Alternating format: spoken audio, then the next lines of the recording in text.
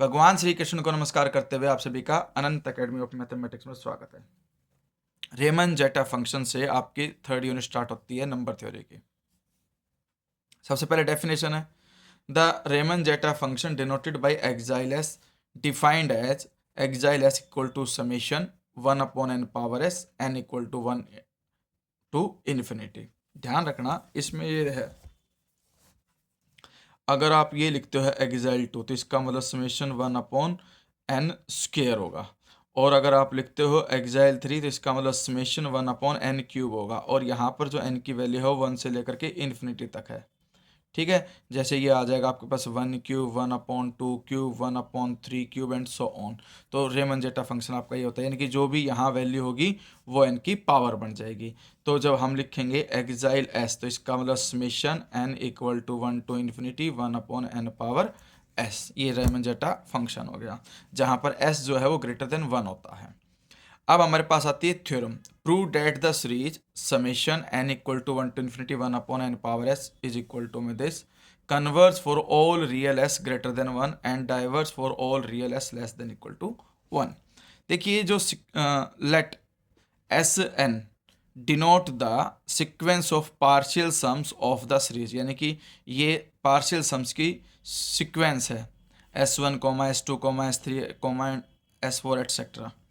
ठीक है, suppose s greater than 1, we have first term जो हम लेंगे 1 upon 1 power S is equal to में 1। फिर हम टू टर्म्स का सम लेंगे 1 के बाद 1 upon 2 power S plus 1 upon 3 power S, और इधर आप देखते हो कि 1 upon 3 is less then 1 upon 2, तो 1 upon 3 power S is less then 1 upon 2 power S. तो इस तरह से इन दोनों का एडिशन इन दोनों के एडिशन से लेस होगा, और ये 1 प्लस 1 2 हो जाएगा, और 2 पावर एस, क्योंकि इन दोनों का जो डिनोमिनेटर वो सेम है, और ये आएगा 2 power 1 minus s. Two terms हो गई। अब नेक्स्ट में देखिए ये 4 टर्म्स हैं आपकी, और 3 के बाद 4 आएगा, यहाँ पे 4 पावर एस, फिर 5 पावर एस, फिर 6 पावर एस, फिर 7 पावर एस, और सब रेसिप्रोकल में होकर के एडिशन। तो हम देखते हैं कि देखिए इसका डिनोमिनेटर 5 है, इसका 6 है, इसका 7 है, तो इन सभी का हमने 4 कर दिया, क्योंकि डिनोमिनेटर जितना मिनिमम होगा मैक्सिमम वैल्यू होगी, तो इसलिए इन चारों का सम जो है इन चारों के सम से ग्रेटर होगा। और ये 1 2 3 4 बाई 4 पावर एस, तो ये 4 पावर 1 माइनस एस। 4 को मैं लिख सकता हूँ 2 स्क्वेयर 1 माइनस एस, और फिर ये पावर इंटरचेंज हो जाती है, तो 1 माइनस एस अंदर स्क्वेयर बाहर। ठीक है, इसमें ये कंडीशन आ गई। तो इसके ही बिहाफ पर अब हाँ हम आगे बढ़ेंगे।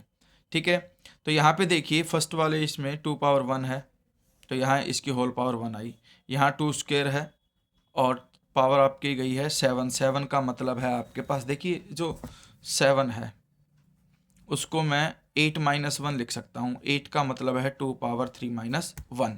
ठीक है, तो इसके अंदर कंडीशन क्या है आपके पास, यहाँ पर अगर 2n है तो एंडिंग कहाँ पर होगी 2 पावर n प्लस 1 माइनस 1 में, क्योंकि ये 2 स्क्वेयर था तो एंडिंग कहाँ हुई 2 क्यूब माइनस 1 में। इसमें आपके पास ये कंडीशन आ गई भाई आपके पास कि यहाँ n है तो यहाँ n plus 1 minus 1 whole power s आएगी, और ये इस तरह से कंडीशन चलती जाएगी।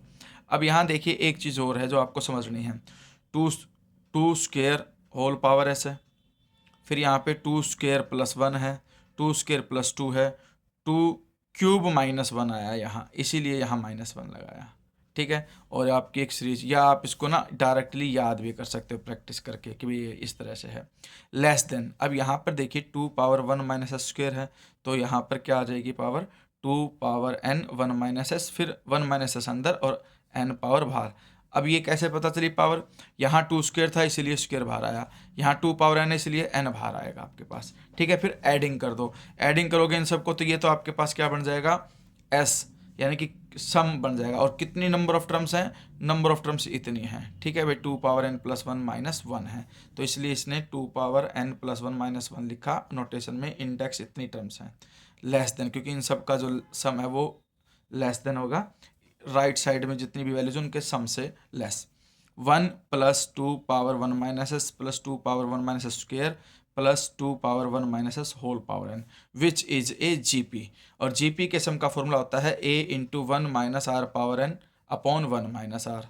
यहाँ पे a फर्स्ट टर्म 1 है इसलिए इन्होंने 1 को लिखा नहीं, 1 माइनस आर कॉमन रेशियो आपके पास second term divided by first term करोगे तो 2 पावर 1 माइनस एस ही आएगी। n का मतलब होता है कि नंबर ऑफ टर्म्स कितनी है। यहाँ पावर 1 से लेकर के n तक total number of terms n है और एक ये टर्म और काउंट होगी तो टोटल n+1 होगी, इसीलिए n+1 पावर किया और नीचे 1 माइनस r। ठीक है, फिर इसको सेपरेट कर दिया, एक 1 अपॉन में 1 minus 2 power 1 minus s minus में इसके अपॉन में डिनोमिनेटर। अब आपको एक बात का पता होना चाहिए कि भाई इसके अंदर जो s है वो ग्रेटर देन 1 है। s अगर ग्रेटर देन 1 है तो 1 माइनस s जो है आपका वो नेगेटिव आएगा। नेगेटिव आने की वजह से 1/2 समथिंग हो जाएगा और 1 में से कोई भी एक रेसिप्रोकल वैल्यू करोगे तो आपके पास वो 1 से लेस ही रहेगी, तो ये ओवरऑल पॉजिटिव टर्म आ जाएगी। और एक चीज़ और, a minus b is less than a, क्योंकि इसमें से कुछ सब्ट्रैक्ट हो रहा है। सब्ट्रैक्ट हो रहा है तो इसका मतलब ये जो सब्ट्रैक्शन वाली वैल्यू है वो a से लेस होगी। उसी वजह से मान लो ये a है ये b है तो a minus b is less than a। यहाँ पर ये है तो उससे लेस हो जाएगी। इसको हम क्या मान लेते हैं, एक positive quantity k for all n belongs to n। Since the series 1/n power s, यानी कि जो समेशन है आपका 1/n s का वो एक सीरीज है पॉजिटिव टर्म्स की। And 2 power n+1 -1 is greater than 2n और 2n is greater than 0 for all n we have. यानी कि ये बस इन्होंने कंडीशन लिखी है, मेन तो यहीं पे स्टार्ट हो गया। तो s पावर 2n+1 -1 आपका लेस देन k है और Sn जो है वो इससे लेस है, क्योंकि इसमें n ही टर्म है, इसमें n से ज़्यादा टर्म है।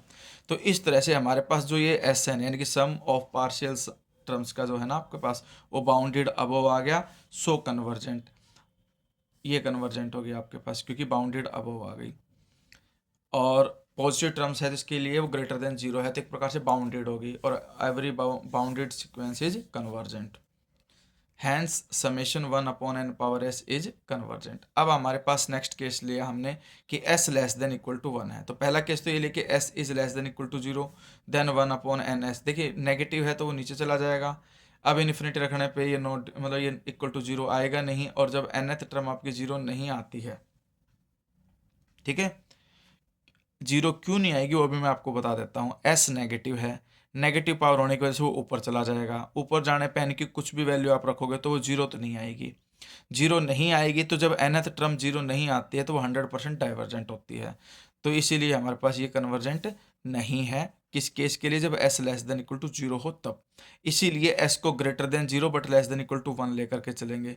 अब फिर वही कंडीशन भाई 1/2 इज इक्वल टू 1/2 ही होता है। फिर 1/3 power s plus 1/4 power s, ये इन दोनों के सम से ग्रेटर होता है और इन दोनों का सम 1/2 ले लिया। यहाँ पे ध्यान रखना, यहाँ पे हमने पावर नहीं लिया अभी, क्योंकि s जो है वो लेस देन इक्वल टू 1 है और पॉजिटिव क्वांटिटी भी है, तो इसलिए हम यहाँ पे पावर लेकर नहीं चले, 1 ही लेकर के चल रहे हैं।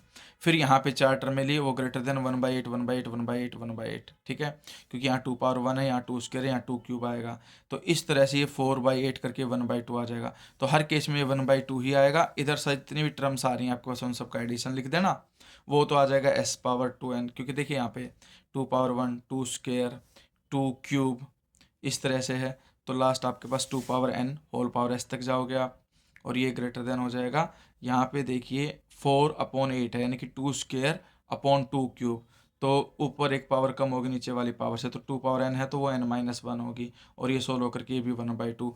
अब इन सभी 1/2 का एडिशन करेंगे हम, ठीक है। अब आपको पता है कि जो टोटल नंबर ऑफ टर्म्स हैं वो n है आपके पास, तो n/2 हो जाएगा आपके पास, और एक फर्स्ट टर्म जो 1 है वो अलग से है, तो 1 + n/2 इसके सम से ये सम जो है ग्रेटर है। ये ग्रेटर होने की वजह से ये अनबाउंडेड अबव हो गया। अनबाउंडेड अबव का मतलब आपके पास जो सीरीज है वो डाइवर्जेंट है, ठीक है। तो यहाँ पर ये थ्योरम आपकी कंप्लीट हो जाती है।